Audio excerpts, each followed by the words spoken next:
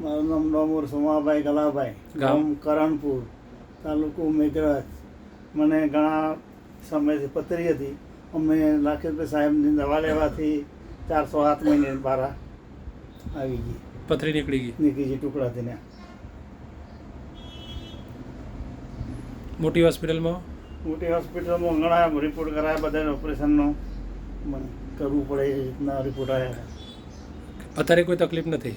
ના, અત્યારે નથી. સારું છે.